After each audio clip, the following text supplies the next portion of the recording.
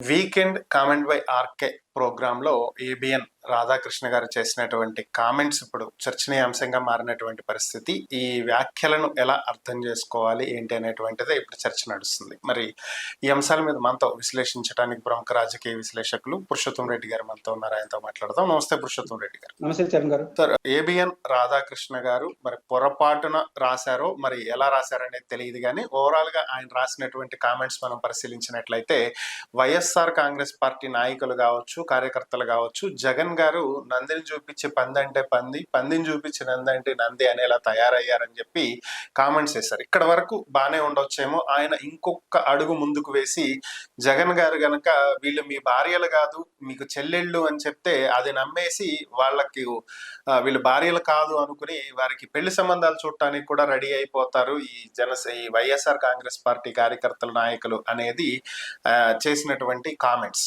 మరి దాని తర్వాత తప్పుగా మాట్లాడామని ఆయన అర్థం చేసుకున్నారేమో. ఆ ప్రోగ్రామ్ అయితే డిలీట్ చేశారు, బట్ అదైతే వైరల్ అవుతూ ఉంది ఆ క్లిప్ ఇప్పుడు. మరి ఈ వ్యాఖ్యలను మనం ఎలా అర్థం చేసుకోవాలి? శరణ్ గారు, బేసిక్ గా రాధాకృష్ణ గారు జర్నలిజం లో తనకంటూ ఒక ప్రత్యేక శైలి, ప్రత్యేక స్థానం ఉన్న వ్యక్తి. ఎంతో విభేదించే వాళ్ళు ఉండొచ్చు, కానీ తనకంటూ ఈ విషయం రాధాకృష్ణ గారు చెప్తేనే బాగుంటుంది, లేదా ఈ విషయాలు రాధాకృష్ణ గారు మాత్రం చెప్పగలరు అనేంత స్థాయిని వారు తెచ్చుకున్నారు. దాంట్లో ఏమీ సందేహం లేదు. జర్నలిజంలో చాలా మంది సీనియర్లు ఉన్నా తనకంటూ ఒక ప్రత్యేక శైలి, స్థానం ఆయన విమర్శకులకు కూడా ఉంది. అదొక వాస్తవం. అలాంటి వారు అప్పుడప్పుడు రాజకీయ కారణాలతో ఇట్లాంటి వ్యాఖ్యలు ఇట్లాంటివి ఎప్పుడేం లేదు, కానీ జగన్మోహన్ రెడ్డి గారి పట్ల ఒక ఉద్దేశపూర్వకమైన వ్యతిరేకతను ప్రదర్శిస్తుంటాడు. అక్కడ తప్పుడు అడుగులు వేస్తుంటాడు. రాధాకృష్ణ గారు ఎప్పుడు కూడా పర్ఫెక్ట్ గానే దాంతో విభేదించకపోయినా లైన్ కరెక్ట్ గా చెప్పేస్తుంటాడు, వారు చెప్పదలుచుకున్న లైన్. కానీ జగన్ గారిని ఒక అసందర్భంగా వ్యతిరేకించే ఇట్లాంటి వ్యాఖ్యలు చేస్తాం. అంటే అసందర్భంగా మనం మాట్లాడితే ఎంత తెలివితేటలున్నా, ఎంత క్రెడిబిలిటీ ఉన్నా అది నష్టపోతుంది. అది రాధాకృష్ణ గారు గుర్తించాలి. రెండు సందర్భం ఏంటి, రాధాకృష్ణ గారు ఏదో వాళ్ళు అవమానించాలి చేసింది కాదు, ఒక అసహనంతో చేసినటువంటి వ్యాఖ్య. అసహనంతో రాజకీయ కోణం రెండోది. ఇప్పుడు తెలుగుదేశం పార్టీ అమరావతి రాజధానిని ఎంపిక చేసింది, దాంతో కొనసాగుతుంది. వాళ్ళకి ఆ రైట్ ఉంది, దాన్ని ఎవరు కాదనరు. జగన్మోహన్ రెడ్డి గారు ఈ రాజధాని చుట్టూ అంతా ఒక చోట ఏం జరిగింది, అమరావతి రాజధానికి సంబంధించినటువంటి విషయాల్లో రాజధాని గుర్తింపు అనే ఒక సాధారణ ప్రక్రియను తెలుగుదేశం పార్టీ అసాధారణ ప్రక్రియగా మార్చేసింది. రాజధానికి మీరు ఏం చేసినారా అంటే, నేను అసెంబ్లీ కట్టాను, అది కట్టాను, ఆ రాజధానిలో ఏమేం చేసినారని చెప్పడం అలవాటు.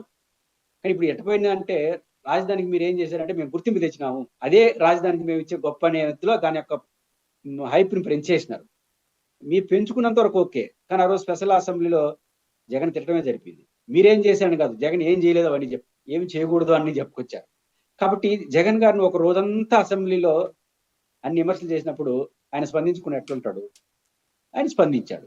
ఏమని స్పందించారు, రాజధాని గుర్తింపు అది పక్కన పెట్టి రాజధానిలో అమరావతిలో సాధ్యాసాధ్యాలపైన ప్రశ్నలు వేసినాడు. రెండు, కౌంటర్ గా ఇది బెటర్ ఆల్టర్నేటివ్ అని ఒక ప్రపోజల్ చేశాడు. ఇక్కడ తెలుగుదేశం పార్టీ కొంత ఆత్మరక్షణలో పడింది. ఇక్కడ మావిగన్ను, మార్పు, గతంలో అమరావతి వైఖరేంటి, 3 రాజధానుల పైన వైఖరేంటి, ఇవన్నీ విమర్శలు ఎన్నున్నా ఒక కొత్త చర్చకి అయితే దారితీశారు. రాజధాని వేరు, మహానగరం వేరు. ఇప్పుడు తెలుగుదేశం పార్టీ అమరావతిలో రాజధాని అంటే ఎవరు అభ్యంతరం చెప్పరు, మెజారిటీ. కానీ అదొక హైదరాబాదు లేదా హైదరాబాద్ తలదన్నే రాజధాని, దేశంలో నెంబర్ 1 అంటే హైదరాబాద్ మించిపోయిన రాజధాని కట్టాలి కదా. ఎట్లా సాధ్యం అవుతుంది?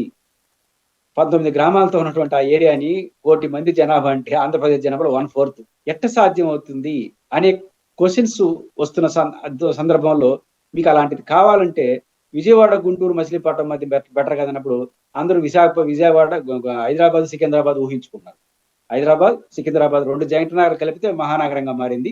అక్కడి నుంచి కూకట్పల్లి నుంచి హైటెక్ సిటీ నుంచి ఫైనాన్స్ డిస్టిక్ నుంచి గచ్చిబౌలి, ఇంకా అన్ని వరుసగా పెరుగుతా. అంటే హైదరాబాద్ ఇట్ట కదా పెరిగింది.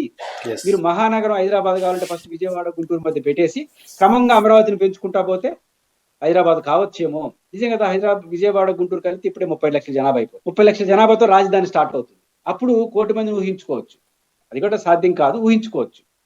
కానీ ఇప్పుడు మీరు 0తో స్టార్ట్ అయితే అందులో విజయవాడ, గుంటూరుతో సంబంధం లేకుండా మహానగరం మీరు చెప్పేది. కాబట్టి జగన్ చెప్పింది కరెక్టే కదా, మహానగరం కావాలనుకునే వాళ్ళ కోరిక గురించి చెప్తున్నారు, పైపించి ఆనుకోనే కదా చెప్తున్నాడు అనేది ఒక డిఫెన్స్ పాలిటిక్స్. తర్వాత అమరావతిలో రాజధాని గుర్తింపు పక్కపోయి జగన్ చర్చ ముందుకు వచ్చేసి ఇక్కడ ఏదో కొంచెం అసహనంగా ఫీల్ అయినట్టున్నారు. ఆ అసహనాన్ని ఇటు ప్రదర్శించారు. కాబట్టి అసహనమే మూలం అని అనుకుంటాను. రెండోది వారు చెప్పిన దాంట్లో ఒకటి, అసహనంలో ఒకటి ఏంటంటే జగన్ తమ పిల్లిని చూసి పులి పులి ఈ పదాలు ఏదో వాడారు కదా. ఎస్. ఏ రాజకీయ పార్టీలో అందుకు భిన్నంగా ఉందా? ఇప్పుడు తెలుగుదేశంలో చంద్రబాబు గారు ఏది చెప్తే దానికి భిన్నంగా ఉన్న చెప్తారా బయట వచ్చి? అదే లేదు. చెప్తారు కదా. పవన్ కళ్యాణ్ గారు చెప్తే అందుకు భిన్నంగా ఎవరైనా చెప్తారా? ఏ పార్టీ అయినా వాళ్ళ చీఫ్ చెప్పిన తర్వాత ఎవరైనా భిన్నంగా చెప్తారు. ఆ పార్టీ నుంచి వెళ్ళిపోవాలని కూడా చెప్తారు.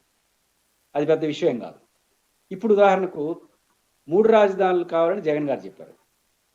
కర్నూలు స్వాగతించారు, ఎందుకంటే హైకోర్టు వస్తుందని. విశాఖపట్నం వాళ్ళు స్వాగతించారు, పరిపాలన రాజధాని వస్తుందని. చివరికి అమరావతిలో కూడా మాకు ఉంటుంది కదా ఒక రాజధాని అన్నారు. అంటే ఇక్కడి నుంచి పోతుందని తెలిసి కూడా మరి చంద్రబాబు నాయుడు గారు ఒకే రాజధాని అమరావతి అన్నప్పుడు తిరుపతి వాళ్ళు కర్నూలు కూడా మాకు వద్దు, కర్నూలు హైకోర్టు ఆనే కావాలని చెప్పలేదా? దాన్ని ఏమంటారు? కాబట్టి పార్టీ చీఫ్ ఏదనుకుంటే ఆ పార్టీలో ఉండాలనుకున్నారు అదే చెప్తారు. ఏదైనా ఉంటే ఇంట్లో చెప్తారు, ఆఫీస్లో చెప్తారు, సార్ ఇది నష్టం కష్టం అని. కాబట్టి ఏదో జగన్ గారే చెప్పినట్టు మాట్లాడడం అనేది అసహజం. రెండోది, ఆంధ్రజ్యోతి వాళ్ళు మొదటి నుంచి కూడా జగన్ గారిని లేని సమస్యలను సృష్టించేదని ప్రయత్నం చేసి జగన్ గారు హైప్ క్రియేట్ చేస్తున్నారు. మళ్ళీ జగన్ వస్తే ఏంటని స్లోగన్ ఇచ్చింది మనమే. అదాని తెలుగుదేశం అందుకునింది, బూమ్ ర్యాంగ్ అయింది. అంటే మళ్ళీ వస్తాడేమో అనుకున్నారు.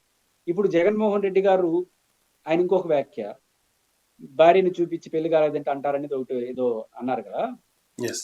దానికి సంబంధించినంత వరకు జగన్ గారు ఏమి చెప్తే అది వింటారు అని మీరు విమర్శించడానికి అనుకుంటున్నారేమో కానీ, భారీ ఓటమి చెందిన తర్వాత కూడా జగన్ ఏం చెప్తే అదేంటా అంటే ఇతను మామూలుడు కాదు అనుకోరా?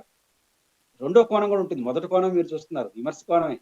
మళ్ళీ జగన్ వస్తే ఏంటంటే ప్రమాదం అని మీరు చెప్పదలుచుకున్నారు. జనం ఎట్ రిసీవ్ చేసుకున్నారు, మళ్ళీ వస్తాడేమో జగన్ అనుకున్నారు. వస్తే ఏమిటని మీరు అడిగితే వస్తాడేమో అని జనం అనుకున్నారు. అది రివర్స్ అయింది. ఇక్కడ జగన్మోహన్ రెడ్డి గారు పోలికలు రెండు చేస్తే ఓడిపోయినా కూడా ఏం తగ్గేట్టుగా లేడు. ఏదనుకుంటే అది చెప్తాడు, అది ఏదనుకుంటే ఆయన చెప్పిందే పార్టీలు నడుస్తుంది. అంటే మామూలుగా జగన్ గారు ఒక పార్టీ ఓడిపోయినా, భారీ ఓటమి చెందిన తిరుగుబాట్లు వస్తాయి, నసకలాలు వస్తాయి, క్వశ్చన్స్ వస్తాయి. కానీ జగన్మోహన్ రెడ్డి గారు తిరుగుబాటు లేదు, క్వశ్చన్ లేకపోతే ఏకాభిప్రాయాలు వస్తున్నాయి. కాబట్టి జగన్మోహన్ రెడ్డి గారు ఓడిపోయిన గట్స్ ఉన్న లీడరు అని ఇండైరెక్ట్గా చెప్తున్నారు. కాబట్టి రాధాకృష్ణ గారు దీన్ని అర్థం చేసుకోవాలి. అసహనంతో చేసే వ్యాఖ్యలు మీకున్న క్రెడిబిలిటీ ఏదైతే మీకంటూ ఒక గుర్తింపు, రాధాకృష్ణ గారంటే ఇది రాధాకృష్ణ గారే చెప్పగలరనే ఒక ఇమేజ్ ఉంచుడు, అది పోగొట్టుకుంటారు. ఇది వారు అర్థం చేసుకోవాలి. మరీ దారుణంగా కోపం ఎక్కువ వచ్చేస్తే బూతులు వస్తుంటాయి. మామూలుగా బూతులు రావు, కోపం వస్తే బూతులు వస్తుంటాయి. మరి భార్యని ఆ పోలిక ఏంటి? అర్థం లేని పోలిక. కాబట్టి జగన్ గారు చెప్పినట్టు ఏంటారంటే వింటారు, తెలుగుదేశం చెప్పినట్టు వినకుండా ఎవరు వినట్లేదా? మీరు అంతెందుకు ఆంధ్రజ్యోతిలో మీరు చెప్పినట్టు వినకుండా విలేకరు ఏరే చెప్తే ఉంటాడు ఆంధ్రజ్యోతిలో? కాబట్టి రాధాకృష్ణ గారిది అసహనంతో కూడుకున్న వ్యాఖ్యలు, అసందర్భ వ్యాఖ్యలు.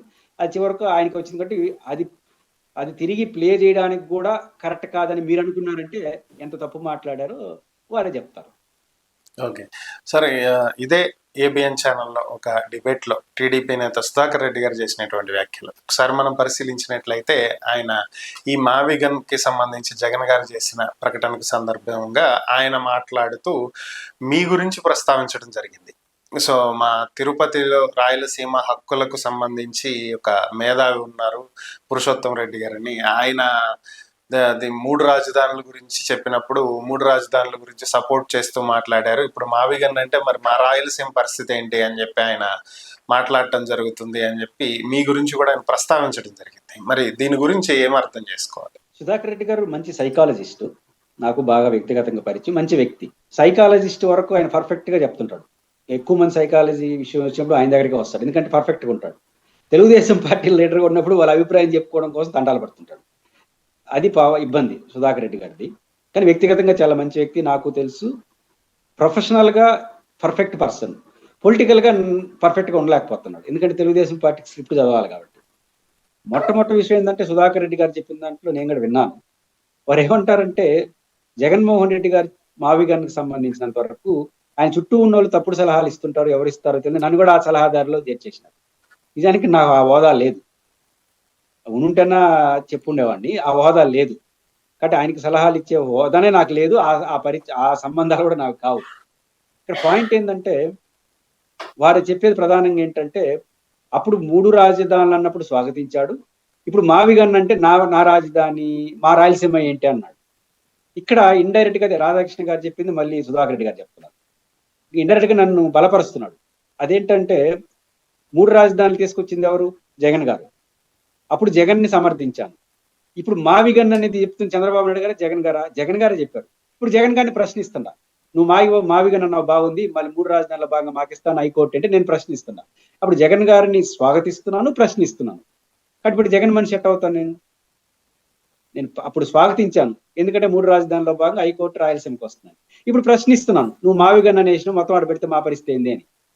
కాబట్టి నేను జగన్ గారిని ప్రశంసించినా, ప్రశ్నించినా మా రాయలసీమ కోసం. సుధాకర్ రెడ్డి గారు కూడా రాయలసీమ వాడే. ఇప్పుడు మీరు అమరావతిని సమర్థించడం రాయలసీమ ప్రయోజనాలు ఏంటో చెప్పాలి. సుధాకర్ రెడ్డి గారు మీరు చెప్పాలి. నేను జగన్ గారిని సమర్థించడం రాయలసీమకు హైకోర్టు, ఇప్పుడు విమర్శించడంలో, ప్రశ్నించడంలో మా రాయలసీమ పరిస్థితి ఏంటి? మన రాయలసీమ వాడిగా మీరు కూడా అమరావతిని సమర్థించడంలో రాయలసీమ ఏంటో చెప్పండి. ఎట్ల ప్రయోజనాలు చెప్పండి. అది చెప్పకుండా మాట్లాడితే లాభం లేదు. రెండో అంశం నేను అన్న దాంట్లో వారు చెప్పింది ఏంటంటే రాజధాని ముఖ్యమంత్రి గారు ఎక్కడుంటే అక్కడనే రాజధాని అంటున్నాడు అని. నేను అనడం ఏంది? మీ మిత్రపక్షాన బీజేపీ నాయకత్వంలో ఉన్నటువంటి బీజేపీ కేంద్ర ప్రభుత్వం చెప్పింది. మరి వాళ్ళని అడగండి, అక్కడే ఉన్నాడు కదా డిబేట్ లో. అయ్యా ఇప్పుడు జగన్మోహన్ రెడ్డి గారు రాజధాని రాష్ట్రం ఇష్టం, ఏమన్నా చేసుకోవచ్చు అని జగన్ గారు అంటున్నాడంటే మీరే కారణమయ్యా అని బీజేపీ వాళ్ళు ప్రశ్నించాలి. మీ డిబేట్ లో ఉండి ఆయన ఉన్నాడు బీజేపీ నాయకుడు, అడగాలి. మీ పార్టీ నాయకత్వంలో కేంద్ర ప్రభుత్వం ఆంధ్రప్రదేశ్ హైకోర్టు 2 పిటిషన్లు అప్డేట్లు వేసింది. 2 అప్డేట్లు ఇది రాష్ట్ర ప్రభుత్వానికి సంబంధించింది, కేంద్రంలో సంబంధం లేదని చెప్పింది.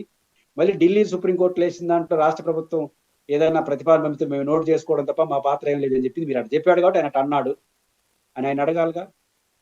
బస్ అదే పార్టీ 2వ రాజధాని కర్నూలులో ఉండాలని రాయలసీమ డిక్లరేషన్ చేసింది కదా 2018లో. మీరు అప్పుడు 2 రాజధానులు అన్నాడు కాబట్టి ఇప్పుడు 3 రాజధానులు అంటున్నాడు. ఆయన మొత్తం బీజం వేసింది మీరేనయ్యా అని ఆయన ఎందుకు అడగలేదు? అది బీజేపీ వాళ్ళు 2వ రాజధాని కావాలన్న రాష్ట్రానికి, బట్ మీరే కదా బీజం వేశారు 2 రాజధానుల ముందు, మరి ఆయన అడగాలి కదా. మూడోది రాజధాని పురుషోత్తం రెడ్డి జగన్మోహన్ రెడ్డి మార్చలేనారు. పురుషోత్తం రెడ్డి జగన్మోహన్ రెడ్డి చంద్రబాబు నాయుడు గారు పవన్ కళ్యాణ్ మార్చలేదు. అసెంబ్లీ మారుస్తుంది. అసెంబ్లీ అనుకుంటే మారుస్తుంది, అప్పుడైనా ఇప్పుడైనా. కాబట్టి ఏది చట్టబద్ధ కాదు. మా సుధాకర్ రెడ్డి గారు ప్రొఫెషనల్లీ పర్ఫెక్ట్, పొలిటికల్లీ తప్పదు కాబట్టి తెలుగుదేశం వైఖరి వల్ల పర్ఫెక్ట్ గా మాట్లాడలేకపోతున్నాడు. బట్ వారు తెలుగుదేశం పార్టీ వైఖరి చెప్పే క్రమంలో ఇట్లాంటి వ్యాఖ్యలు చేశారని నేను అనుకుంటున్నాను. Okay, thank you Purushottam Reddy గారు. ఈ అంశాల మీద మీ విశ్లేషణ అందించినందుకు ధన్యవాదాలు.